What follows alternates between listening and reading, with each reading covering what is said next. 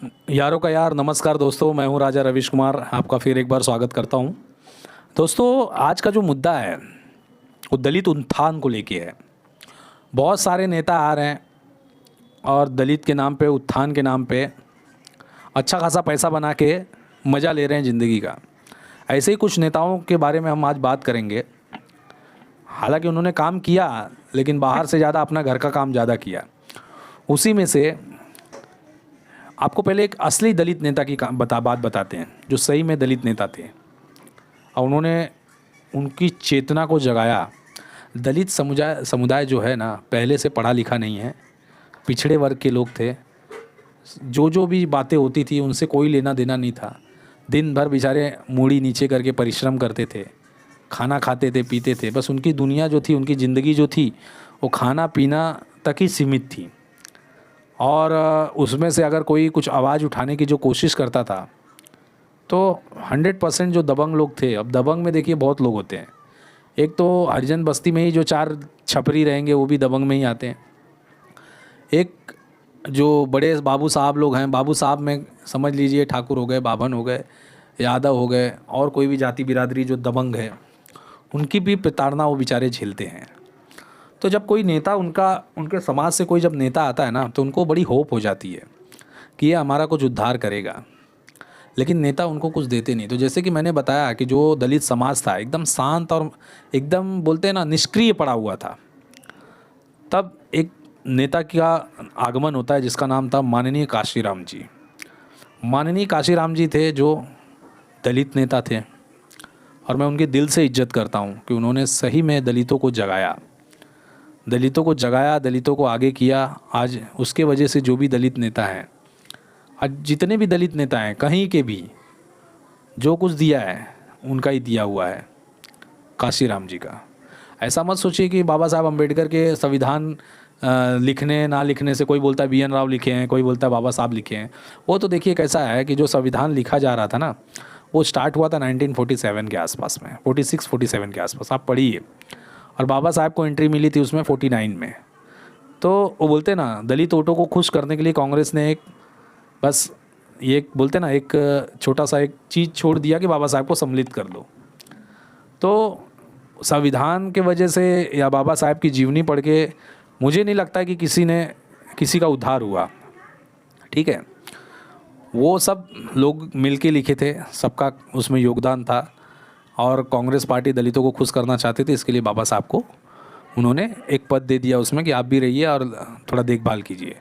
उसके जो मेन अध्यक्ष थे राजेंद्र प्रसाद थे, और संविधान को जो अपने हाथों से लिखे थे वो BN राव थे।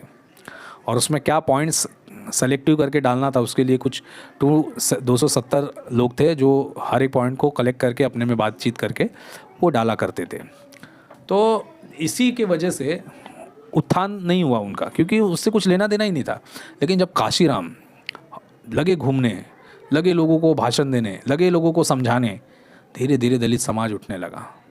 और दलित समाज उठा, आज उन्हीं की देन है। उसके बाद काशीराम जी के बाद उन्होंने मायावती जी को मुख्यमंत्री बनाया। अब मायावती जी मुख्यमंत्री बन गई। बनने के बाद इनको बहुत मानते थे दलित समाज। आज भी मायावती जी का एक इज्जत, एक अलग ही स्टेटस है, एक अलग ही लेवल है। बट ये है कि मायावती जी ने 200 करोड़ का बंगला अपने लिए बनवाया। मेरा कहना इतना ही है कि आप अगर दलित के नाम पे आ रहे हो ना, तो सारे दलितों का भला कीजिए। मुसहर समाज आज भी बहुत पीछे है, अपने दम पे है। आज मुसहर समाज का पक्का घर है तो BJP की वजह से है। आज मुसहर समाज को 5 किलो राशन मिल रहा है तो BJP की वजह से है। आपने कुछ किया होगा, सड़क बनाया होगा, बिजली फ्री दी होगी, बहुत कुछ किया आपने, नहीं ऐसी बात नहीं है, लेकिन आपने अपना भी भला उससे कहीं ज़्यादा किया है। आजकल एक नेता निकला है, चंद्रशेखर रावण, एडवोकेट है। द ग्रेट चमार का जो बोर्ड है उसके ही गांव में लगा हुआ है। अब वो क्या कर रहा है उसको समझेंगे थोड़ा। ये अगर समाज में कोई स्वर्ण समाज द्वारा, ठाकुर या पंडित द्वारा कोई चीज़ अगर दलित के साथ होती है, तो ये तुरंत उठ के जाके मोर्चा निकालेगा, रैली करेगा, दुनिया भर का परपंच करता है। करना भी चाहिए। अत्याचार कोई किसी पे नहीं कर सकता, ठीक है, अत्याचार कोई किसी पे नहीं कर सकता, और करना भी चाहिए। लेकिन मुझे संदेह तब होता है इसके काम पे, जब ये भाई साहब अभी कोई शांतिप्रिय समुदाय का आए दिन वीडियोज़ आ रहे हैं, बहुत कुछ आ रहा है कि शांति प्रिय समुदाय के लोग इन्हें तंग कर रहे हैं, ऐसा है वैसा है, लेकिन ये भाई साहब च्यों तक नहीं बोलता उनके खिलाफ़।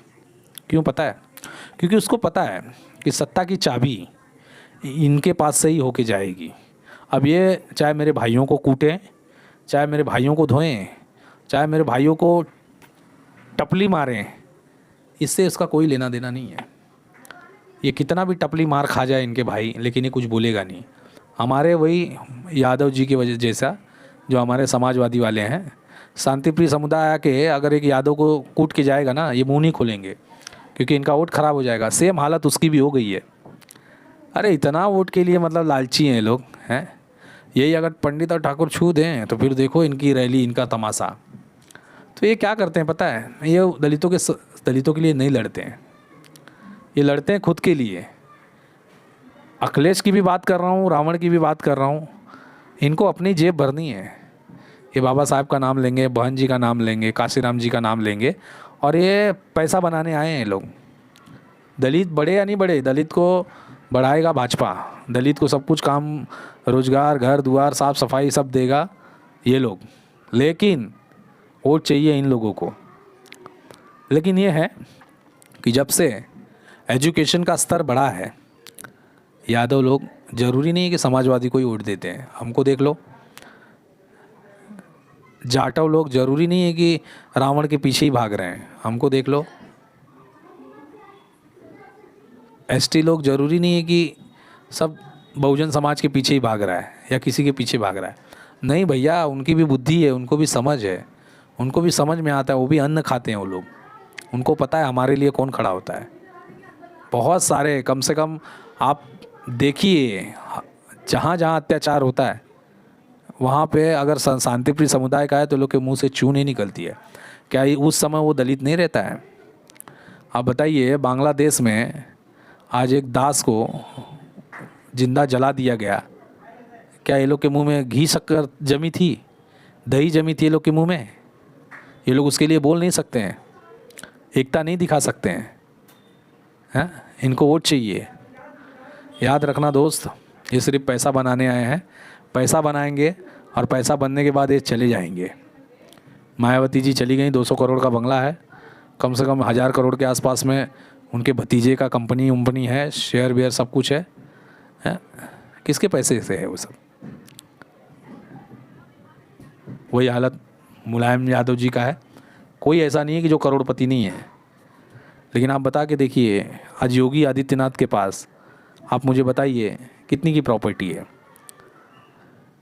आज उनका बैंक बैलेंस मेरे ख्याल से मुख्यमंत्री होने के नाते बहुत कुछ होगा तो 1 लाख 1.5 लाख का होगा। उसमें से भी वो निकाल के सब वो गोरखनाथ धाम को दान देते रहते हैं, कहीं उसी से गौ माता को चारा लाएंगे, सब कुछ। मतलब उनका साधु का ज़िंदगी है, उनको पैसे की ज़रूरत ही नहीं है।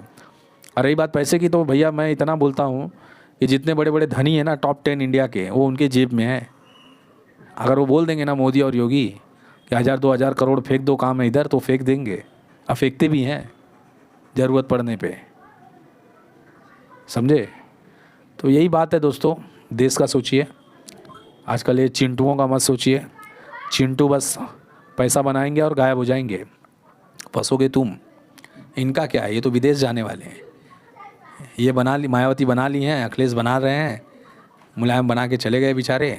अब इनकी बारी है रावण की, हाथ पैर मार रहे हैं, सोच रहे हैं मैं विधायक हो जाऊं और 2-4 जन विधायक हो जाएं, झगड़ा करें स्वर्णों से, स्वर्ण दलित में फाइट हो, लोग मेरे ध्यान में आए। जब आधा समाज बढ़ जाएगा, जब हिंदू समाज, बस इधर से भाईजान भाई लोग को लेके कुछ वोट पा के ऊपर निकल जाएंगे। रॉकेट साइंस लगाए हैं। ये नहीं सोचेंगे कि जो गलत है उसे गलत बोल के भाईजानों को अपने साथ में लेके, स्वर्ण समाज को भी अपने साथ में लेके आगे बढ़ूं। तो यही सब बातें हैं दोस्तों। आज के लिए बस इतना ही। नेताओं पे ध्यान दीजिए। जो नेता हर जगह पे कुछ नहीं करता, समझ जाना कि स्वर्णों से भिड़ने के लिए वो दिन रात तैयार है, तो शांतिप्रिय समुदाय से लड़ने के लिए क्यों नहीं तैयार है? तो वहीं से उसकी दोगलपन समझ लीजिए। और ऐसे दोगलों नेताओं से बचिए जो सिर्फ पैसा बनाने आए हैं, आपको नहीं। ठीक है? अगर आपको लगता है कि हमारा भला चाहता है तो अपने गांव में जाइए, अपने गरीबों से पूछिए कि आपको किसने भला किया है, और जो भला कर रही है पार्टी उसी को वोट दीजिए। आज के लिए बस इतना ही। यारों का यार, नमस्कार दोस्तों, मैं हूँ राजा रविश कुमार। लाइक कीजिए, सब्सक्राइब कीजिए और शेयर कीजिए। धन्यवाद।